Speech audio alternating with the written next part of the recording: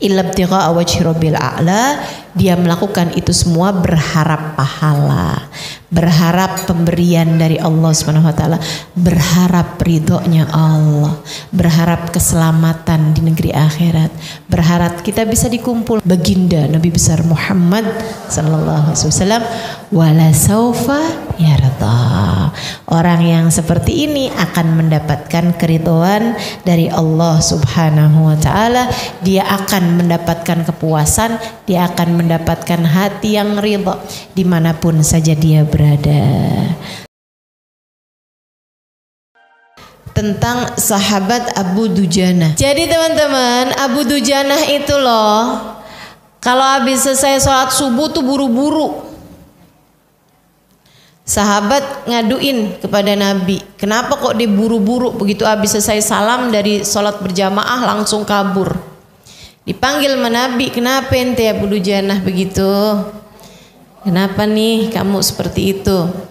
Ceritalah dia bahwasanya anak-anaknya itu sering tidur di waktu malam dalam keadaan lapar. Nah, tetangga ini punya pohon kurma yang buahnya suka berjatuhan depan rumahnya Abu Dujanah. Si tetangga Yahudi pelit pula, dia nggak bakalan rela, nggak bakalan ikhlas kalau buah kurmanya itu dimakan sama anak-anaknya Abu Dujanah.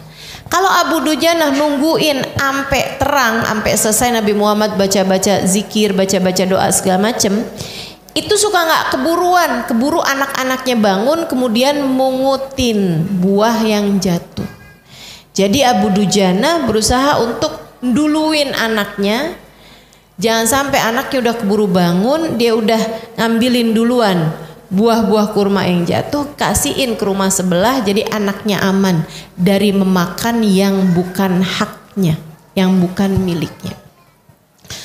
Kata Abu Dujanah cerita, Rasul saya pernah nih sampai agak kesiangan, begitu nyampe depan rumah anak sudah masukin satu buah kurma ke dalam mulutnya. Saya segera ambil congkel tuh buah kurma dari mulut dia.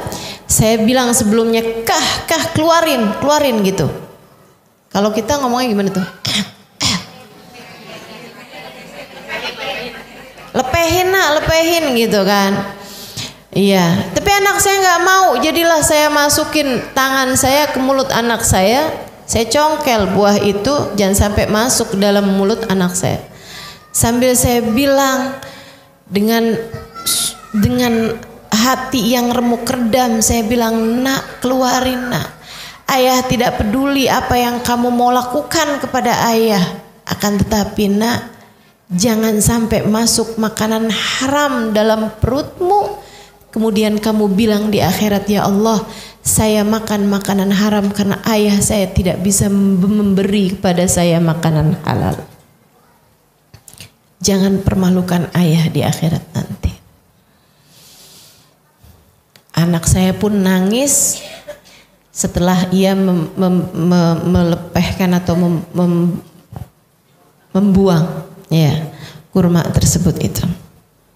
Nabi nangis, teman-teman. Nabi itu orangnya mudah terharu. Makanya saya sampaikan bahwasanya Islam tidak pernah melarang orang Islam buat nangis. Bagus, malah dianjurkan. Jadi sekalian nangislah. Ayo silakan nangis. Enggak gitu ya.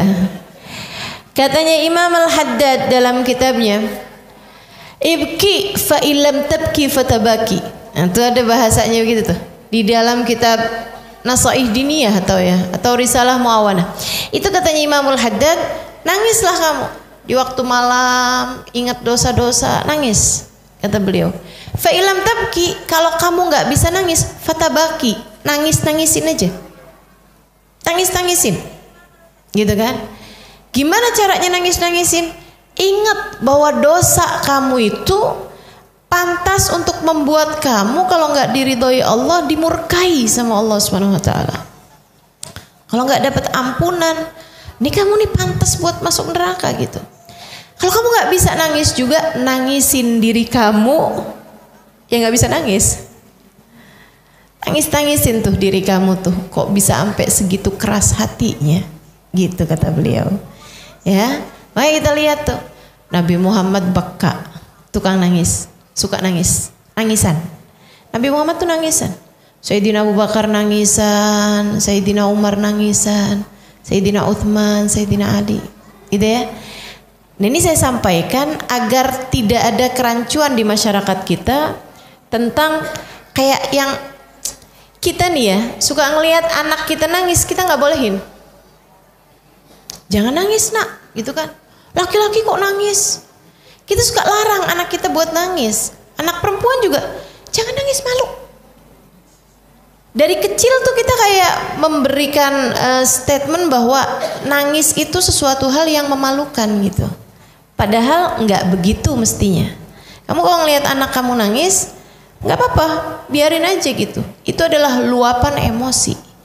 Kalau nggak diluapkan emosinya, nanti numpuk emosinya tersebut, dan emosi buruk, emosi negatif yang tidak terkeluarkan tidak akan pernah bisa keluar, teman-teman. Itu mengendap, nggak keluar beneran gitu, ngendap emosi buruknya.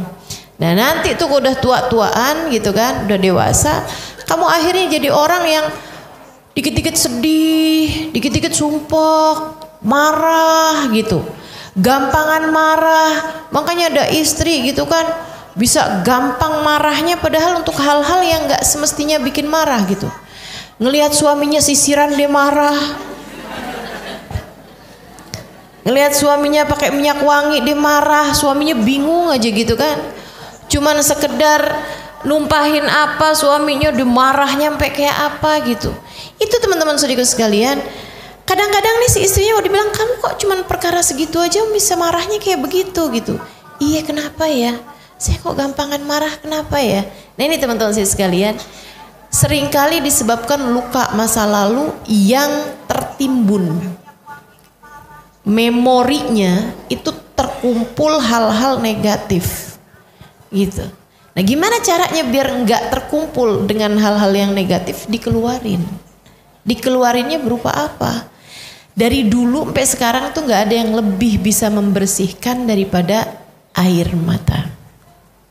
Air, acara bersih-bersih itu selalu air. Wudhu pakai, dosa juga dibersihkan dengan air mata taubat, air mata penyesalan itu. Jadi gimana Ustazah, kalau ngelihat anak nangis kita biarin? Apalagi perempuan, anak laki aja biarin, teman-teman. Pernah nggak nih udah gede-gedean gini nih, saya belum lama dengar ada orang ngomong kayak begini nih, saya ada waktu pengen nangis, terus saya akan nonton film yang paling sedih.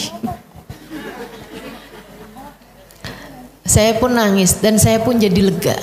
Teman-teman, nangis itu bahkan untuk sebab yang enggak, kalau ia adalah disebabkan karena sebab yang benar, bukan hanya bikin lega, akan tetapi bikin dosa-dosa menjadi terhapuskan dan hati menjadi jauh lebih bahagia, lebih lapang, lebih lega gitu.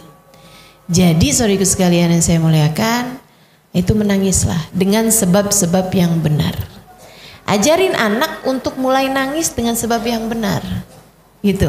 Misalnya kalau kita ngelihat anak kita nangis, tapi jangan karena kesel sama dia gitu, kamu nangis karena kesian. Nah, itu bagus, nangis karena kesian gitu kan. Kesian sama orang yang misalnya terzolimi gitu kan, kesian sama orang lain yang tersakiti gitu, nggak apa-apa. Kita kan sering juga tuh nangis karena kesian, betul apa enggak? Tapi jangan kesianin diri sendiri. Rasa terzolimi, merasa paling menderita sedunia, itu terus nangis gitu. Nah itu malah nggak bagus tuh tangisannya, tangisan berkeluh kesah namanya gitu. Nangisin dosa-dosa, aduh udah penting banget dah, dosa kita kebanyakan banget. Perlu banget buat ditangisin teman-teman, saudaraku sekalian. Serem banget. Siapa yang panjang ketawanya di dunia bakal panjang tangisannya banyak-banyak di dunia aja deh, daripada kita nangis di akhirat nanti. Nabi Muhammad baka. Nabi Muhammad suka nangis, sering nangis. Nggak tega sama orang, lagi doa tuh Nabi tuh nangis. Saya pertama lihat orang, maksudnya yang ya ampun ya orang nangis terus sih gitu. Waktu pertama kali saya datang ke Tarim, di masa-masa itu tuh awal-awal Habib Umar pondok pesantren mulai besar tuh Habib Umar nangis terus. Doa dikit nangis, baca Quran dikit nangis gitu. Habis itu saya hadirin majelisnya Hubabah Nur. Ya Allah, Hubabah Nur tiap baca ayat tentang azab nangisnya paling kenceng. Tiap beliau bahas kajian tentang alam kubur, beliau pun nangis gitu. Saya bilang ya Allah, kenapa malah justru orang-orang soleh yang sedikit dosanya, malah kalau cerita tentang azab, cerita tentang betapa bahayanya dosa, nangis mereka malah lebih deras lagi. Ternyata bisa saya pelajarin gitu ya, ternyata orang semakin soleh semakin dekat dengan tangisan. Bahkan Sayyidina Ali Zainal Abidin ibn Husain bin Fatimah bintun Nabi sallallahu alaihi wasallam, cicitnya Nabi Muhammad alaihi wasallam, putra Sayyidina Husain, itu sampai ada 2 garis hitam di bawah matanya dari banyaknya beliau menangis. 2 garis hitam di bawah matanya dari banyaknya beliau menangis, teman-teman saya sekalian. Maka nggak apa-apa, nangis tuh nggak apa-apa gitu. Ya jangan kemudian nangis marahin suami terus kamu nangis gitu, nggak gitu. Nangis saat kamu sendiri antaramu sama Allah Subhanahu wa taala, gitu kan? Nangis ketika di majelis-majelis maulid karena rindu kepada Nabi Muhammad. Nangis saat kita membahas kajian-kajian mengingatkan kita kepada Allah, mengingatkan kita kepada Rasulullah, mengingatkan kita kepada dosa-dosa, mengingatkan kita kepada hubungan antara kita dengan Allah Subhanahu wa taala. Haru hatimu, kamu kemudian menangis karenanya, nah itu sesuatu hal yang melegakan hati dan juga membuat bersih tungku hati yang ada di dalam hatimu ini. Biar keluar tuh emosi-emosi buruk-buruk tuh, biar keluar. Seperti itu teman-teman saya sekalian. Jadi sekali lagi, Nabi Muhammad dengar Abu Dujanah cerita kayak begitu tuh nangis. Abu Dujanahnya ketika mengeluarkan makanan kurma dari mulut anaknya nangis. Bukan nangisnya yang sedih, gue miskin banget sih sampai kagak bisa ngasih makan buat anak saya. Nggak gitu yang ditangisin. Yang ditangisin adalah, nak, keluarkan makanan ini, jangan bikin malu ayah di akhirat nanti. Ayah tidak peduli kamu mau berbuat apa kepada ayahmu ini, nak, akan tetapi jangan buat malu di akhirat dengan kamu bilang, ya Allah, saya makan haram karena ayah saya tidak mampu memberi kepada saya makanan halal. Jangan buat ayah malu di akhirat. Persis penyebab tangisan mereka tuh seharusnya apa? Satu kebun, dan itu terkenal kebunnya Sayyidina Abu Bakar, punyanya Sayyidina Abu Bakar tuh kebun. Seneng Sayyidina Abu Bakar nggak kalah seneng. Punya pohon di surga, teman-teman. Nggak mungkin orangnya nggak masuk dong. Betul nggak? Udah punya pohon, udah punya saham di surga. Sayyidina Abu Bakar tuh kerjaannya booking surga. Masya Allah. Jangan sampai kita jadi orang belum masuk neraka udah kita beli tiketnya. Nauzubillah, nauzubillah, nauzubillah. Jangan sampai kita jadi orang kayak begitu, teman-teman. Ini dia nih, ditawarin gitu ya, ditawarin tiket surga nih, dia nggak mau nih si Yahudi nih. Dia lebih tertarik sama urusan-urusan dunia. Kenapa begitu? Sebab dia kadzdzaba bil husna. Dia mendustakan urusan surga, mendustakan urusan akhirat. Jadi akhirnya sekarang pohon itu kan punyanya Sayyidina Abu Bakar. Pohon depan rumahnya Yahudi, pohon samping rumahnya Abu Dujanah, itu kan punyanya Sayyidina Abu Bakar sekarang. Gantian Sayyidina Abu Bakar transaksi sama Nabi Muhammad. Rasul, pohonnya udah punya saya. Yang tadi tetap berlaku nggak Rasul?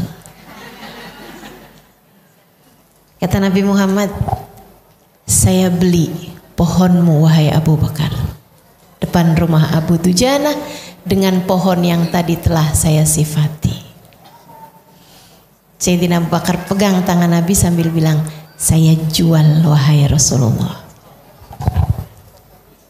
Seru bener, seindah-indah transaksi tuh.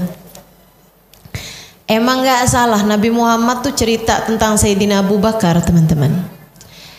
Kepada Sayyidah Aisyah, Nabi bilang, Aisyah, kamu tau gak, surganya bapak kamu tuh dikelilingin burung setahun belum kelar dari luasnya. Surganya Sayyidina Abu Bakar dikelilingin burung setahun belum selesai. Kayak apa gedenya, teman-teman. Sayyidah Aisyah cerita itu kepada bapaknya. Sayyidah Aisyah ceritain itu kepada ayahandanya. Dia bilang, ya, kata Nabi Muhammad tuh ya, surganya ayah nih dikelilingin burung setahun belum selesai. Kata ayahandanya, ini Sayyidina Abu Bakar. Sayyidina Abu Bakar tuh orangnya zuhud, nggak seneng dunia gitu. Lebar-lebar kayak begitu ngapain? Sayyidina Abu Bakar malah mikirnya kayak begitu, teman-teman. Jadi Sayyidina Abu Bakar bilang, ya saya ambil secukupnya aja, sisanya mau saya sedekahin kepada fuqaraul jannah, kepada orang-orang fakir di surga gitu ya, yang memerlukannya. Orang di surga padahal kan nggak ada yang perlu ya, nggak tahu lagi kalau kita perlu. Masya Allah, Sayyidina Abu Bakar ini Siddiq alaihi ridwanullah, orang paling tercinta di sisi Allah sesudah baginda kita Nabi besar Muhammad. Insyaallah. Radhiyallahu taala anhum wa ardahum. Sahabat-sahabat mulia-mulia, teman-teman, mulia-mulia. Kata Habib Umar bin Hafid nih ya, yakfihim fakhra annallaha ikhtara lahum ashaban nabi sallallahu alaihi wasallam.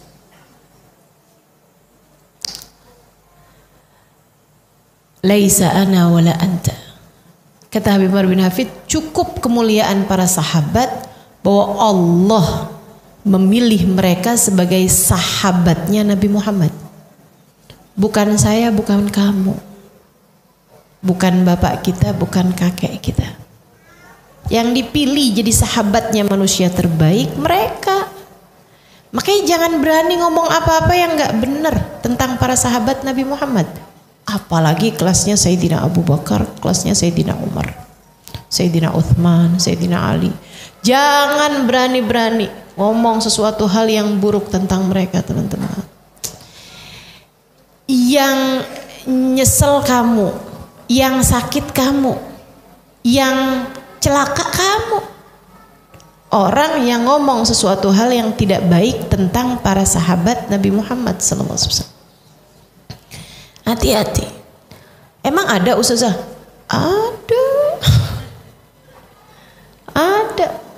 Ngakunya Islam, ngakunya cinta sama Nabi Muhammad, ngakunya cinta kepada keluarga Nabi Muhammad, tapi dengan menjelek-jelekkan, bahkan mengkafir-kafirkan, bahkan meneraka-nerakakan sahabatnya Nabi besar Muhammad sallallahu alaihi wasallam.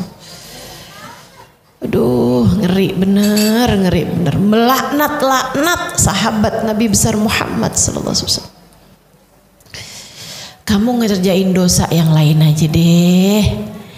Yang kayak begituan tuh siapa yang bisa nanggung beratnya dosanya gitu. Betul nggak? Serius sekalian saya muliakan. Ibarat kata mau ngerjain dosa yang lain deh mendingan gitu. Yang ya dosa mah nggak pernah mendingan ya. Cuma maksudnya gitu loh.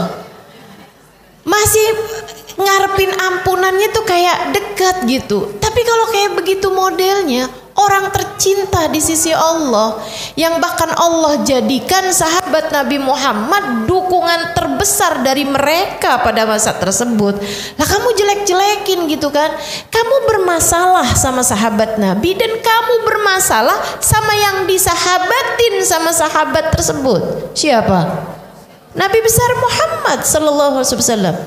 Orang kayak saya aja nggak terima loh kalau sahabat-sahabat saya dijelek-jelekin. Betul nggak? Serius sekalian, saya sahabatnya Ustazah Khadijah. Kalau ada orang jelek-jelekin Ustazah Khadijah, apa loh? Ya kan begitu. Saya yakin Ustazah Khadijah juga begitu.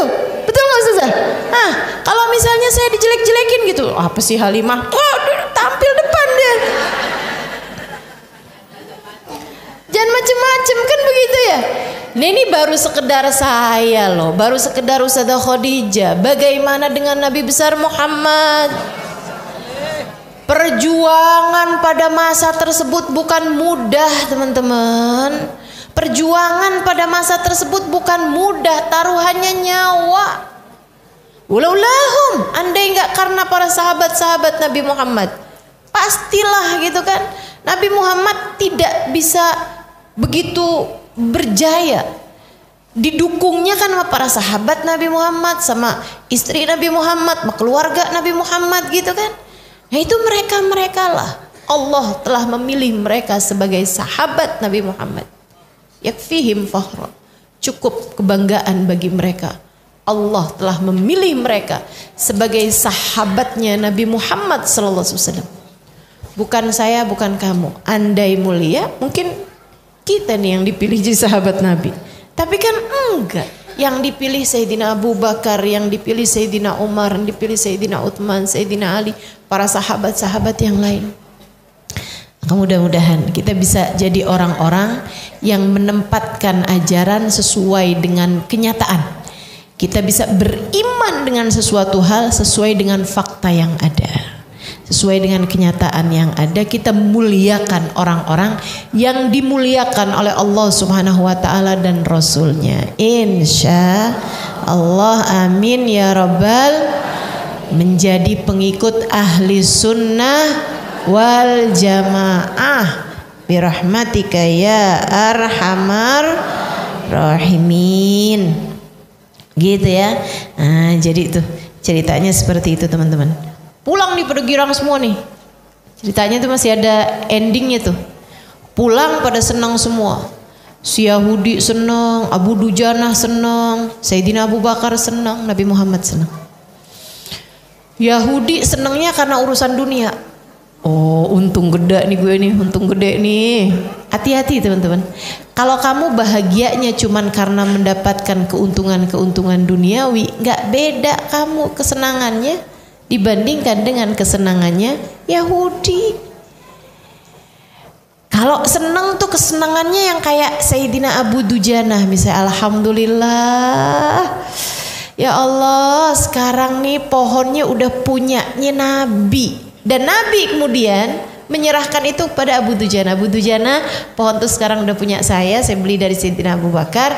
Sekarang saya kasihkan pohon itu kepadamu Abu Dujanah. Waduh, alhamdulillah saya nggak susah lagi jagain anak saya. Alhamdulillah saya bisa duduk lama habis selesai sholat subuh, bisa dapetin doanya Nabi, bisa dapetin zikir barengan sama Nabi. Kesenangannya Abu Dujanah, kesenangan hasanah, kebaikan dunia yang membawa kebaikan akhirat, kesenangan agama. Kesenangan agama. Kalau kamu juga senangnya yang kesenangan-kesenangan agama, tuh berarti kamu udah mirip nih sama Sayyidina Abu Dujanah. Serius sekalian saya muliakan, kamu ingat-ingat deh, senang tuh kapan? Hati kamu senang tuh kapan? Ya Allah Ustazah, saya tuh seneng banget kalau bisa hadir di majelis ilmu.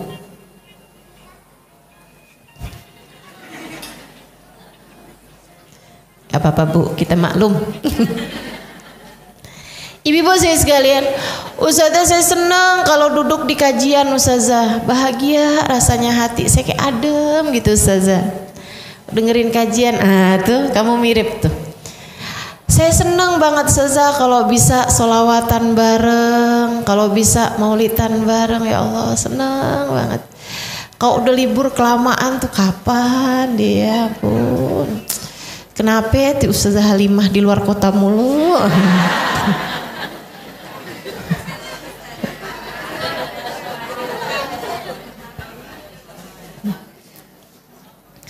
Masya Allah, Masya Allah. Kadang-kadang nih ya, teman-teman yang hadir di majelis sudah lebih dari kayak suami saya. Dia aja nggak nanyain kapan saya pulang. Masya Allah. Ustazah pergi-pergi mulu katanya gitu. Lah suami aja nggak nanya begitu. Suami nggak komplain, yang komplain orang Jakarta. Anda sangat merasa memiliki. Teman-teman sekalian, ketika kamu kesenanganmu adalah hal-hal yang bersifat dini, bersifat agama, din, gitu ya.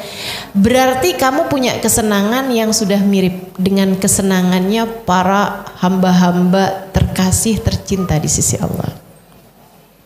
Tapi kalau kamu senangnya masih yang belanja gitu ya, habis belanja girang banget, seneng banget gitu. Ya berarti, atau ginilah seenggaknya, kesenangan dunia juga seneng, kesenangan agama juga seneng, ya kan? Berarti ya gitu, antara sahabat dan Yahudi.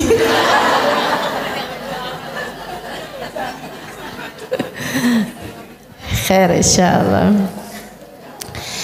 Gitu. Sedikit sekalian, kesenangannya Yahudi melulu urusan dunia. Kesenangan orang kafir, kesenangan orang gak beriman kepada Allah melulu urusan dunia. Kesenangan orang-orang saleh melulu urusan akhirat. Kan gitu ya, melulu urusan kebaikan. Kesenangannya Sayyidina Abu Bakar perkara memberi, bukan perkara mendapatkan. Wih, keren. Keren, keren. Hamba-hamba tercinta di sisi Allah, kesenangannya justru ketika a'ta, ketika memberi, ketika memberi. Mereka hamba-hamba berkelas. Makanya juga nih coba liatin. Kamu sebagai seorang istri, coba nih ngukur-ngukur kesenangan, ya kan? Biar tahu kelas. Belum udah ketawa nih, saya udah bisa memperkirakan nih. Kamu senengannya ketika dikasih sama suamimu barang, uang, yang gitu-gitu? Atau seneng ketika dikasih suami izin buat ngaji?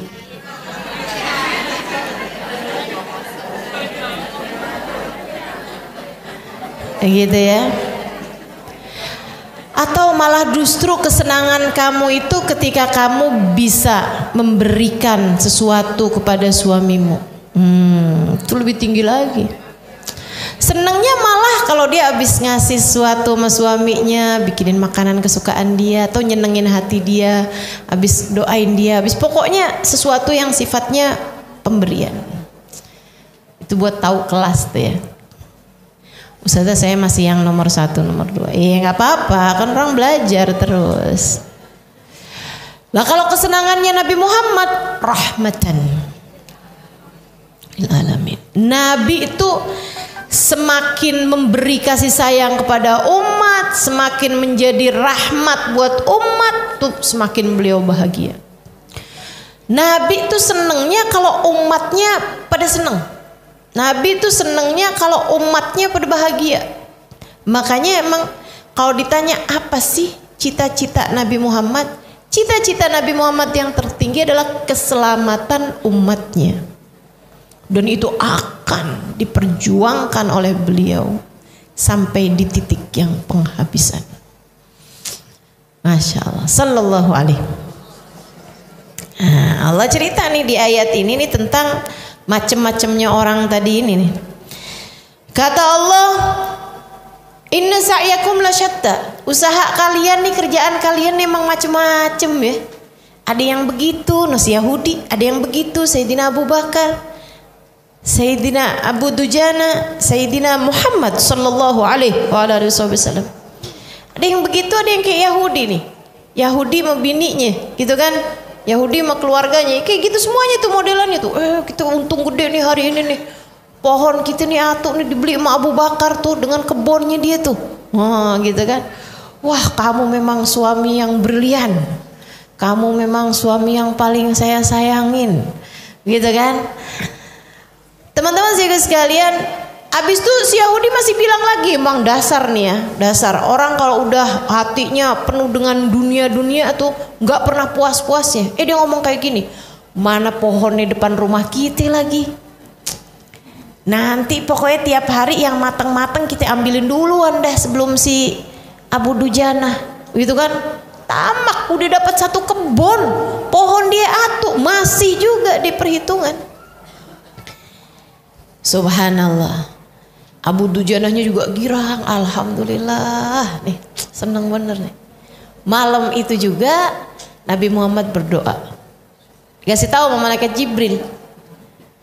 Si Yahudi doa begituan tuh Muhammad. Mana itu? Nabi angkat tangan, ya Allah pindahin dong ya Allah pohonnya. Allah tuh kalau udah Nabi Muhammad yang minta, buat Nabi Muhammad apa sih yang enggak? Seru bener ya. Abu Dujanah begitu pagi-pagi mau berangkat sholat subuh nih, sebelum subuh nih dini hari, buka pintu jeder pohon depan rumahnya. Yang asalnya di depan rumahnya Abu Dujanah melek-melek dipindah sama Allah Subhanahu wa taala depan rumahnya. Yang asal di depan rumah Yahudi bener-bener tuh secara nyata Allah pindahkan ke depan rumahnya Abu Dujana. Masya Allah, Masya Allah, luar biasa ya. Ya buat Allah apa yang susah teman-teman, pindahin pohon doang. Innama amruhu idza arada syai'an ayyaqula lahu.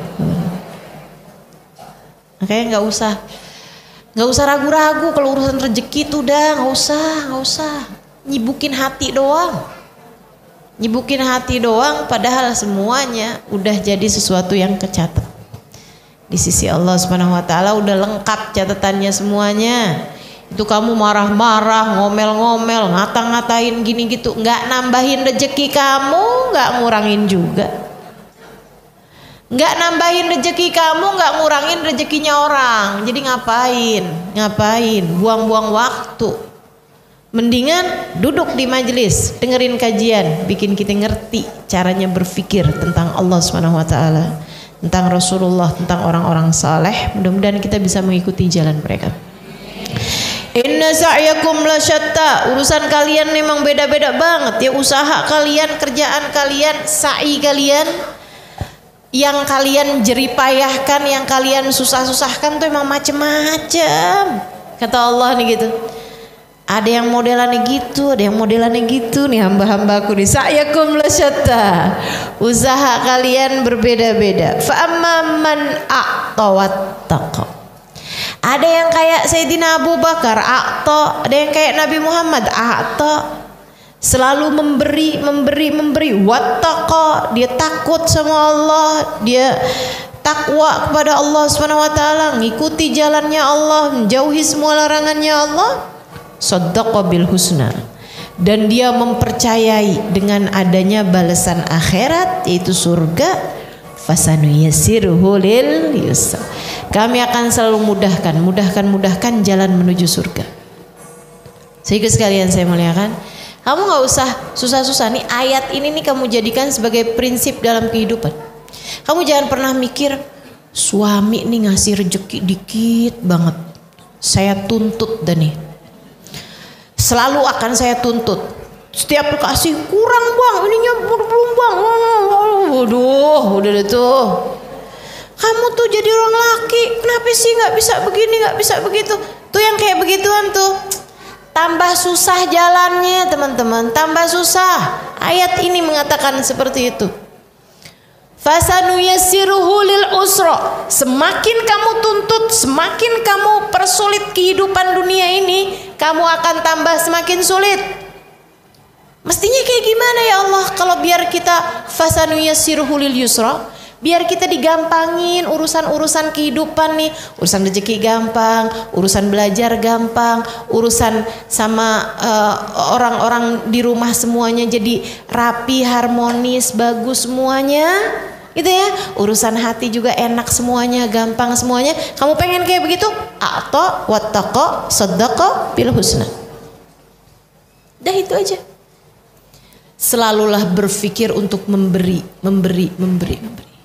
Jangan bertanya, kenapa ya suamiku nggak ngasih aku begini. Akan tetapi bertanyalah, apa yang selama ini sudah saya berikan kepadanya. Jangan suka bertanya, kenapa ya suami saya nggak perhatian. Tanyakan pada dirimu sendiri, apakah sudah cukup perhatianmu padanya selama ini. Gak usah menuntut orang lain untuk berbuat. Tanyakan pada diri sendiri, apa yang sudah kamu lakukan untuknya. Berapa banyak doa-doa indah kamu mintakan kepada Allah untuk suamimu. Teman-teman saudaraku sekalian yang saya muliakan, hidup masalahnya tetap sama aja di zaman dulu sampai zaman sekarang. Penentunya Allah, dan Allah yarhamukillah, dan Allah sudah memberikan clue-clue dalam kehidupan kita, prinsip-prinsip dalam hidup kita, teori-teori yang enggak akan Allah ganti-ganti. Kamu kepengen hidupnya gampang, atau wattaqo saddaqa bil husna. Kamu memberi, kamu takwa, jalannya takwa. Takwa itu kerjain perintah Allah, tinggalin dosa.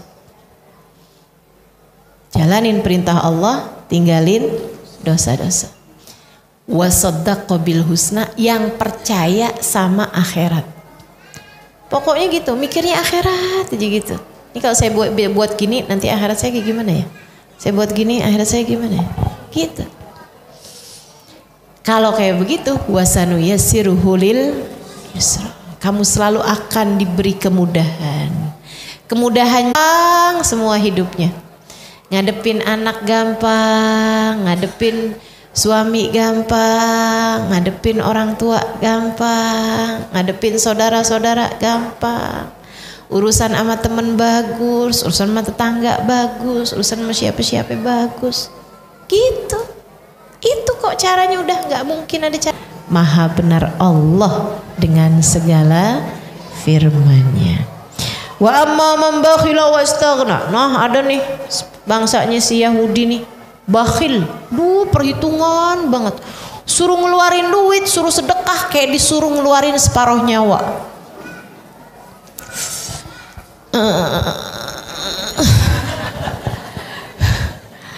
Mikir panjang banget gitu kan. Ini depan mata nih ada kurban, hitung-hitungannya panjang banget gitu ya. Saldo ada berapa, kambing paling murah berapa, kambing paling murah berapa. Jangan beli sebelum hari raya kurban, masih mahal.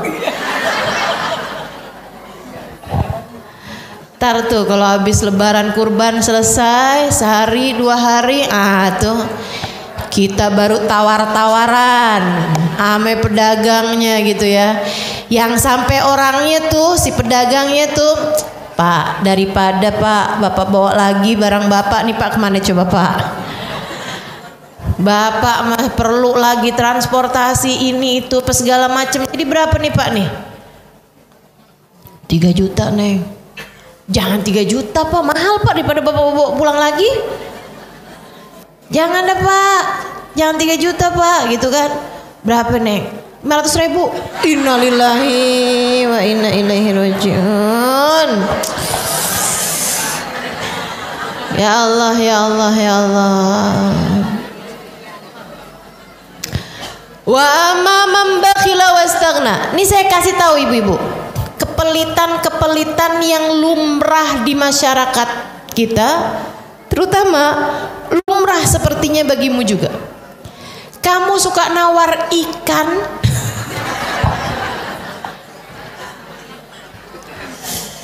di tukang sayur tuh, atau di tempatnya ikan gitu kan, nawarnya ampe, ya ampun. Daripada Pak, nih kalau saya nggak beli nih Pak, ntar ikannya rusak apa sih? Ikan tuh kalau, ya ikannya busuk loh Pak kalau saya nggak beli Pak. Daripada Bapak, ya Allah mikir tuh orang gitu kan, siap, ya udah iya deh gitu kan. Dia padahal rugi tuh, kamu beli, kamu seneng gitu kan. Teman-teman saudara sekalian, tuh yang dibeli tuh perasaan hati dia nggak kecil di sisi Allah. Hati-hati, hati-hati. Dia tuh sampai kayak yang gitu ya.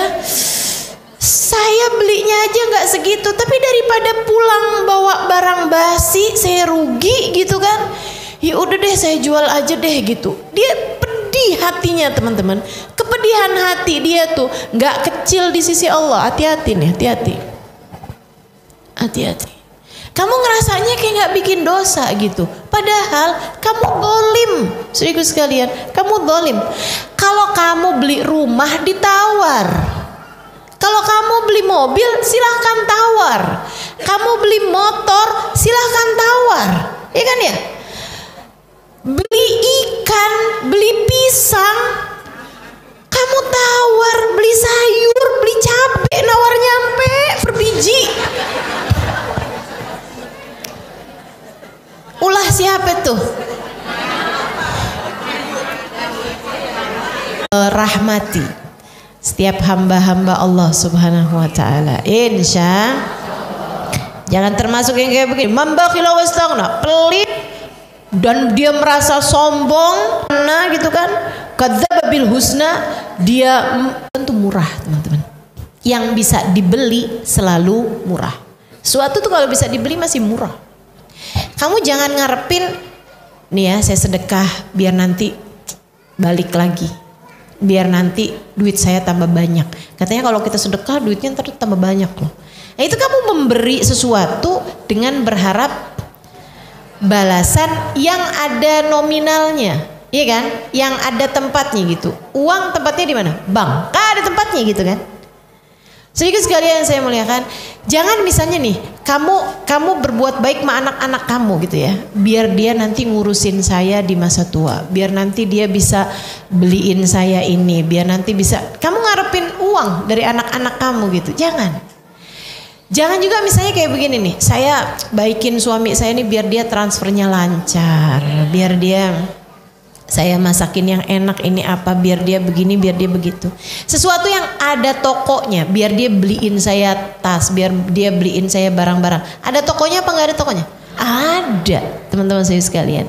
Jangan mau berbuat kebaikan yang balasannya itu sesuatu yang bisa dibeli. Uang, barang, gitu kan? Akan tetapi kalau ada balasan yang kamu harapkan, biarin balasan tersebut sesuatu yang gak bisa dibeli. Contohnya kesehatan. Kesehatan bisa dibeli apa gak dibeli? Gak bisa dibeli. Gak ada tokonya. Ada toko obat, tapi toko sehat gak bisa, gak ada teman-teman. Gak ada tokonya. Kesehatan tuh mutlak pemberian dari Allah Subhanahu wa taala. Iya kan ya? Nih, yang nggak ada tokonya, berkah kehidupan. Ada tokonya? Nggak ada. Kesolehan anak-anakmu ada tokonya? Kebaikan hatimu, kelapangan hatimu ada tokonya? Kamu nggak bisa nih pergi ke apotek terus bilang, kasih saya dong 1 strip obat. Buat apa? Melapangkan hati. Ada kira-kira? Hati saya sumpek mulu nih, coba dong gitu ya, vitaminnya apa kayak gitu biar bikin hati jadi lega. Enggak ada teman-teman, enggak ada. Cinta kasih sayang suamimu kepadamu, ada tokonya apa enggak ada? Enggak ada. Kamu bisa dandan seberapa cantiknya, kamu bisa pakai baju seberapa bagusnya, kamu bisa tampilanmu seberapa indahnya, akan tetapi cinta suamimu nggak bisa kamu beli. Betul. Ada berapa banyak suami punya istri nggak cantik, tapi dia sayang setengah mati. Betul. Ada juga yang punya istri cantik, mulus, bagus, semuanya tampilan atas ke bawah sempurna. Teman-teman saya sekalian, tapi suami hatinya nggak sama istri tersebut, nggak cinta suaminya sama istrinya. Ada yang kayak begitu? Banyak. Jadi kalau minta sama Allah tuh, atau kalau kamu memberi sesuatu, kalau kamu melakukan sesuatu, minta balasannya sama Allah yang nggak bisa kebeli pakai uang. Sebab sesuatu yang bisa kebeli pakai uang itu sesuatu yang murah. Mintalah balasan-balasan yang mahal, yang nggak bisa dibeli pakai uang. Yang kayak gitu-gitu tuh. Apalagi husnul khotimah, kebersamaan dengan Nabi Muhammad, punya guru yang membimbing kehidupan. Oh teman-teman, itu nggak bisa dibeli pakai apapun. Gak bisa. Allah semuanya yang ngasih. Apalagi surga. Masya Allah. Apalagi bisa melewati jembatan Sirat secepat kilat. Oh tuh. Balasan-balasan receh-recehan dunia yang ada tokonya bisa kebeli pakai duit mak kecil. Kita maunya dibalas dengan sesuatu hal yang besar, yang dari Allah SWT, berupa berkah, berupa surga, berupa kebersamaan dengan Nabi Muhammad, berupa hati yang penuh cinta, hati yang bersih, pikiran yang jernih, hati yang bahagia. Ada banyak banget. Mudah-mudahan Allah berikan pada kita hal yang seperti itu. Rasa syukur, itu kan ya, qanaah. Oh, barang-barang indah-indah nih teman-teman. Ilmu, iman, takwa, khauf, roja. Waduh, banyak banget. Barang-barang indah yang Allah letakkan di hati nggak bisa kebeli pakai duit. Jadi nggak apa-apa, duit kita pas-pasan nggak apa-apa. Yang penting pemberian Allah yang lain-lain nih kita punya juga. Jangan sampai udah duit pas-pasan, hati juga sempit. Aduh, abis itu nggak percaya sama urusan akhirat. Ya Allah, ente mau sengsara dua-duanya? Enggak kan? Kita mau jadi orang yang bahagia dunia hingga bahagia akhirat. Insya sanisiruhu lil usra wa ma yughni anhu maluhu idza taradda. Tuh si Yahudi tuh punya duit banyak, punya saham banyak nih orang-orang sekarang nih, orang-orang yang nggak beriman sama Allah. Mereka bilang, oh, hidup yang kayak beginian nih, hidup yang paling ideal gitu kan ya, punya rumah besar, punya mobil mewah, punya anak-anak yang lucu-lucu, punya harta semuanya ada gitu kan, gadget semua ada, bisa terbang-terbang ke luar negeri, bisa jalan-jalan ke Eropa, bisa. Waduh, nih kehidupan kamilah ideal, seharusnya kalian hidup seperti ini.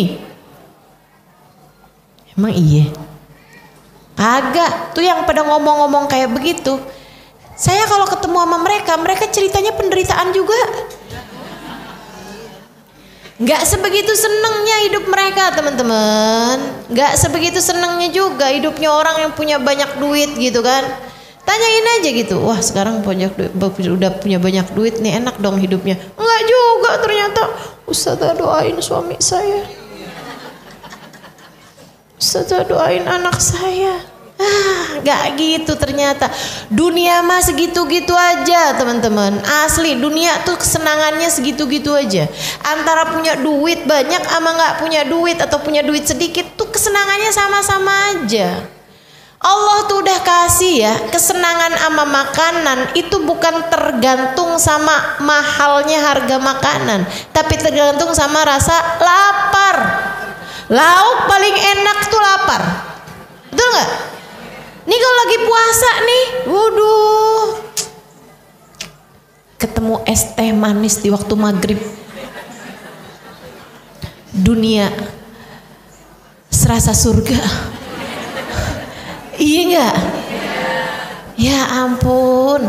Sehingga sekalian saya melakukan, kok udah lapar tuh, udah semua makanan enak semua.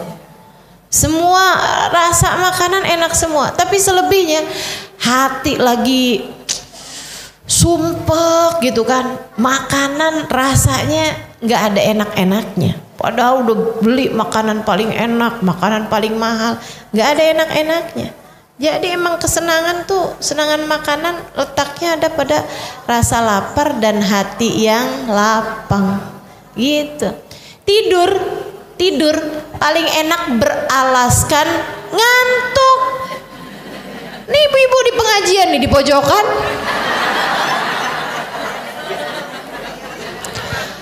padahal duduknya aja udah nggak nyaman karena sempit gitu kan. Kalau hadir di majelis tuh bisa-bisanya udahlah kaki nyentuh sana nyentuh sini, badan nyentuh sana nyentuh sini, tidur enak banget ya Allah. Bu. Ngantuk dan hati yang lapang, udah tuh. Sementara ada orang-orang dengan tempat tidur yang nyaman, AC yang nyala, begitu kan ya? Semuanya bersih, bahkan pakai aroma terapi. Gak bisa tidur kalau nggak pakai minum obat tidur. Enakan mana coba? Enakan yang tidur di majelis.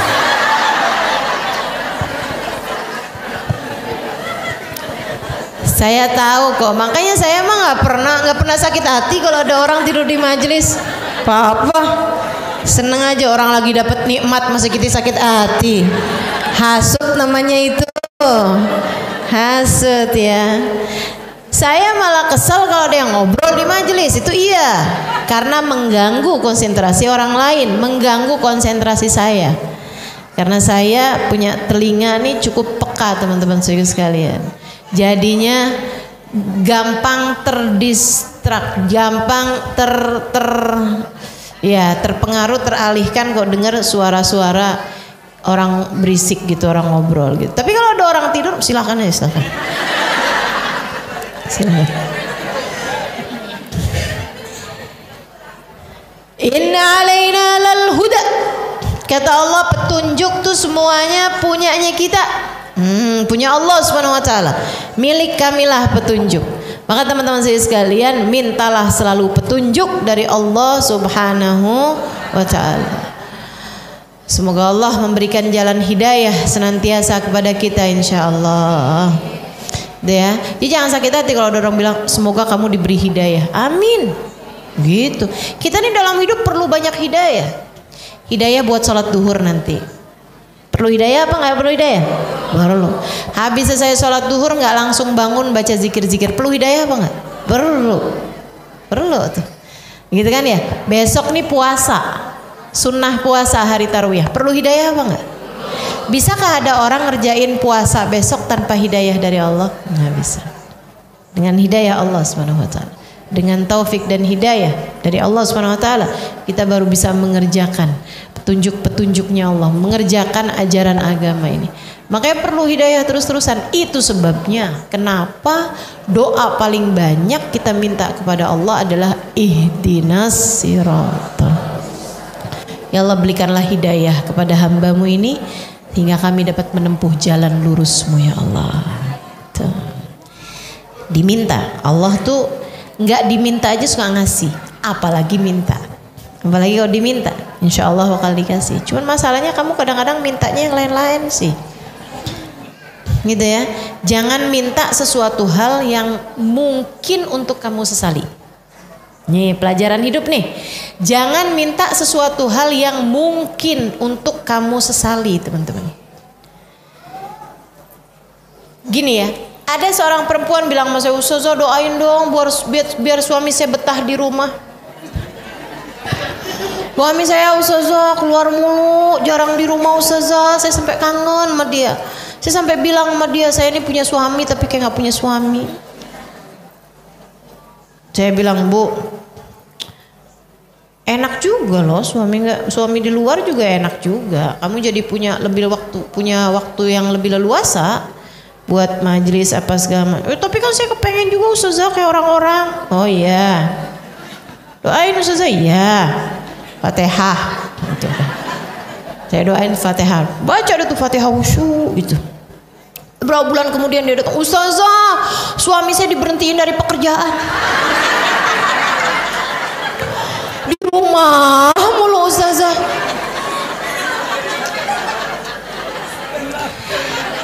Kamu doa sesuatu hal yang belakangan kamu sesali. Jangan.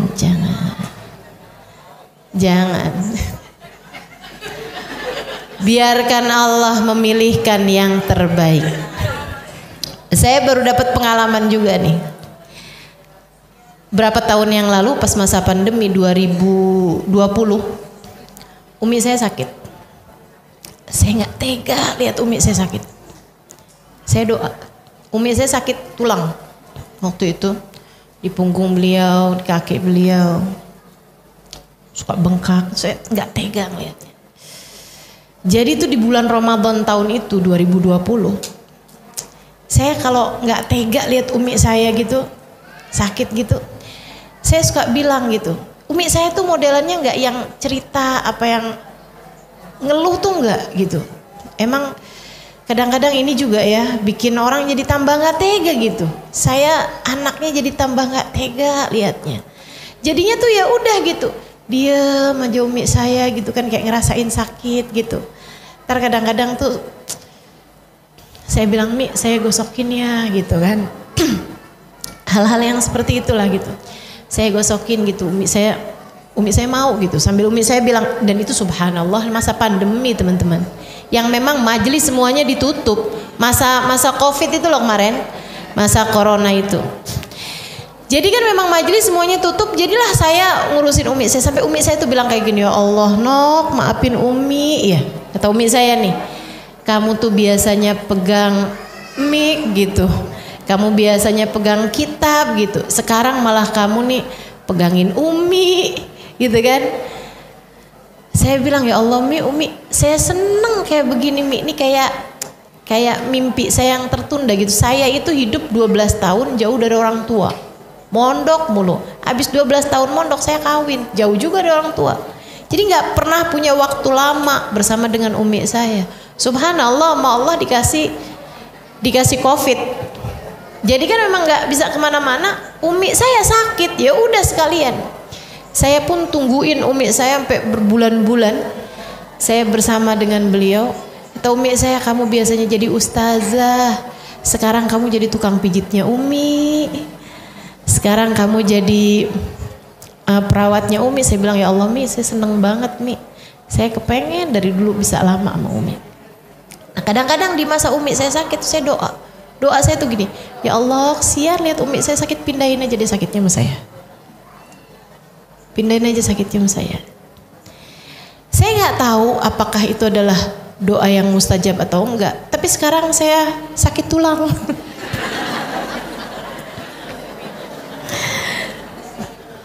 Jadi kalau ibu-ibu lihat ustazah kok sekarang duduknya di atas mulu ya, ya Allah Bu, malu sebenarnya saya. Tapi ya begitulah ya. Mudah-mudahan Allah kasih rahmat buat kita sekalian. Jadi pelajarannya kita tuh kadang nggak tahu gitu kan, apa yang terbaik buat kita gitu. Ya saya sih nggak nyesel doa kayak begitu. Alhamdulillah, alhamdulillah, alhamdulillah. Mudah-mudahan gara-gara doa itu sakitnya umi saya waktu itu diringankan Allah Subhanahu wa taala. Saya cuman nggak tega aja ngelihat beliau sakit kan begitu ya. Itu teman-teman. Tapi kadang-kadang tuh ya itu tadi gitu. Ada hal-hal yang kemudian jadi penyebab penyesalan gitu. Makanya kalau doa tuh juga emang kita mesti mintanya itu yang bagus-bagus aja gitu. Mesti minta yang enak-enak aja gitu kan. Ya Allah, mudah-mudahan Allah Subhanahu wa taala rahmati kita semuanya insyaallah. Kadang-kadang saya suka dikasih pelajaran kayak gitu tuh sama Allah tuh, kayak yang hati-hati Halimah kalau doa tuh yang bener gitu. Tahun baru. Malam tahun baru tahu sendiri kan. Ya ampun, jedar-jedernya kembang api. Bisa tidur apa enggak tuh, Bu? Saya hari itu besok paginya tuh saya punya majelis. Punya pengajian Maulid Akbar gitu kan. Di sebuah tempat lah ya. Di sebuah kota yang saya nggak akan sebut tapi depannya B terakhirnya I.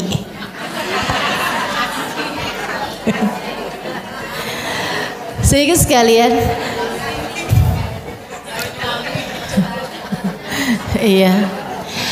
Wah, kembang apinya tuh malam itu tuh, wah jedar-jedernya tuh ampe nggak karu-karuan gitu. Akhirnya saya tuh sampai mau tidur tuh nggak bisa-bisa. Udah saya pakein itu tadi, telinga saya tuh peka.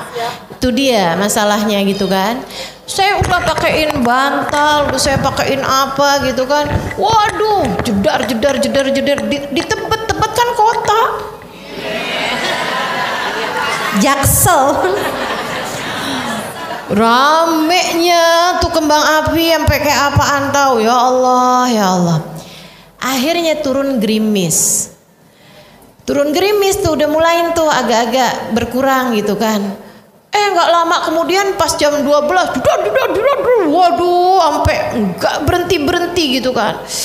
Aduh, saya sementara ngitung ini jam, bentar lagi saya majelis gitu kan. Saya belum bisa tidur juga gara-gara kayak udah mau tuh kaget lagi saya. Akhirnya saya doa, ya Allah kencengin hujannya ya Allah. Semua orang yang lagi pada nyalain kembang api. Nggak lama kemudian ya, saya bukan karena doa saya juga ya. Jangan terus jadi nyalahin saya. Tapi yang pasti tuh hujan sampai sederes-deresnya teman-teman, sampai berhenti semuanya, senyap bumi. Saya pun tidur dengan lelap, alhamdulillah. Sebelum subuh lah menjadi keputusanmu. Termasuk dikasih sakit kaki, alhamdulillah. Alhamdulillah. Begitu kan ya? Terhadap segala keadaan saya hanya akan bilang alhamdulillah. Buat majelis tahu-tahu hujan, alhamdulillah. Gitu aja udah. Kita nggak pernah tahu pokoknya. Nggak. Tiap kali kamu apa aja keadaan yang terjadi pada diri kamu hanya perlu bilang wa inna lana lal akhirata wal ula. Milik Allah lah akhirat, milik Allah lah dunia. Semuanya punyanya Allah. Fa'andhartukum naran taladzza, yang menyala-nyala. Neraka tersebut asyqa, orang-orang yang celaka. Siapa mereka yang celaka ya Allah? Biar kami hati-hati jangan sampai kami masuk di dalamnya. Alladzi kadzdzaba wa tawalla. Orang yang mendustakan, kayak nggak percaya sama akhirat. Segitunya ngejar-ngejar dunia, kayak nggak percaya sama akhirat. Segitunya ngejar-ngejar cinta manusia, kayak nggak percaya sama akhirat. Saya lagi mau menegaskan kepada kamu bahwa alladzi kadzdzaba wa tawalla, orang yang mendustakan Allah dan berpaling dari Allah, belum tentu orang kafir. Belum tentu orang kafir. Kamu ngaku beriman, tapi segitunya kamu nyari cinta manusia, alladzi kadzdzaba wa tawalla. Kok nggak percaya kamu sama akhirat? Kok nggak percaya kamu sama cintanya Allah?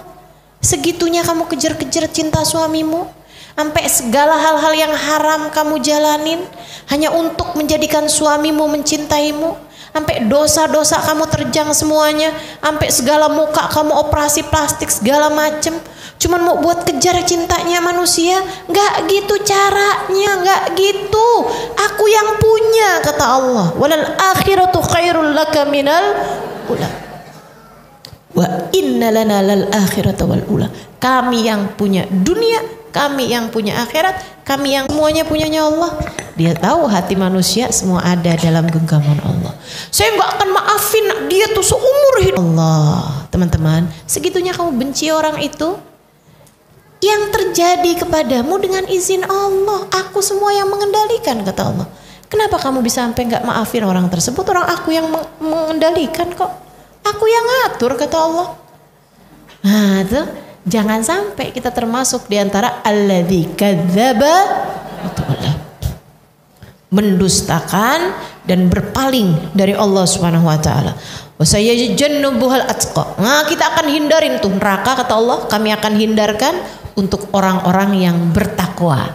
Ya Allah, kami mau jadi salah satunya ya Allah. Gimana tuh? Ya tazakka, orang-orang yang gak berat ngeluarin hartanya, yang senang sedekah, yang senang memberi, yang gak perhitungan urusan dunianya.